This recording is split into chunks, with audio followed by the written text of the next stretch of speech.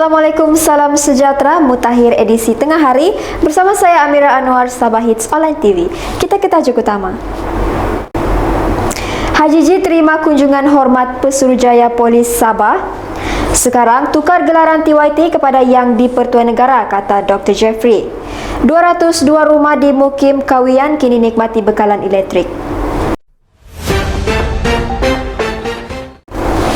Pesuruhjaya Polis Sabah Datuk Idris Abdullah memperkenalkan secara rasmi Timbalan Pesuruhjaya Polis Sabah yang baru, Datuk Jaute Dikun, kepada Ketua Menteri Datuk Seri Panglima Haji G Haji Nur semasa kunjungan hormat di Menara Kinabalu di sini kemarin.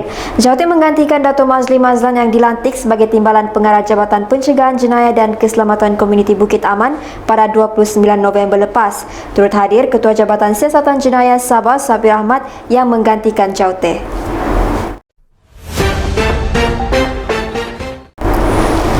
Kini adalah giliran Sabah untuk meminda perlembagaan sendiri bagi menggantikan gelaran Gabenor Negeri daripada Yang di-Pertuan Negeri kepada Yang di-Pertuan Negara.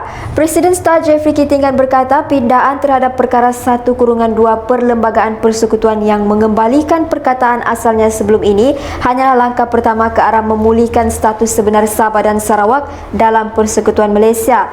Jeffrey yang juga ahli Parlimen Keningau berkata, perkara berkenaan juga akan memulihkan perkataan asal proklamasi Malaysia di mana Gabenor Sabah digelar sebagai Yang di-Pertuan Negara Sabah. Selain itu, katanya kerajaan Sabah pimpinan Gabungan Rakyat Sabah akan terus memperjuangkan pemulihan penuh autonomi negeri itu, khususnya dalam bidang pendidikan dan kesihatan.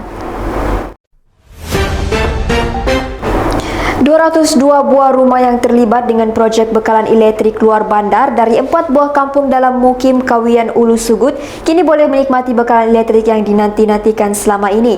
Timbalan Ketua Menteri yang juga ahli Dewan Undangan Negeri Kundasang, Datuk Dr. Joakim Gun Salam, berterima kasih kepada pihak kerajaan negeri melalui Sabah Electricity Sendian Berhad di atas usaha pemasangan meter yang sedang dijalankan.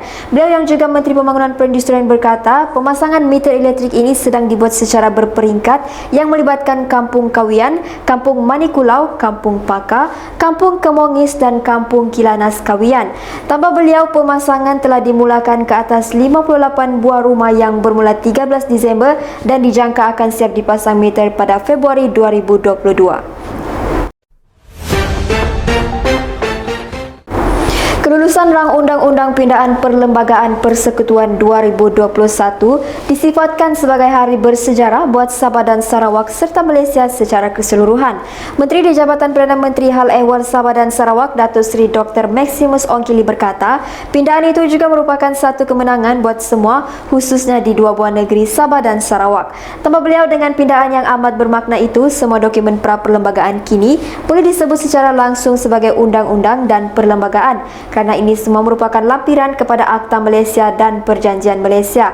Ujar Maximus, beliau yakin pindaan perlembagaan ini akan mengukuhkan persekutuan dengan kerjasama yang lebih erat bersama kerajaan Sabah dan Sarawak serta menyampaikan hak dan keistimewaan yang terkandung dalam MA 63.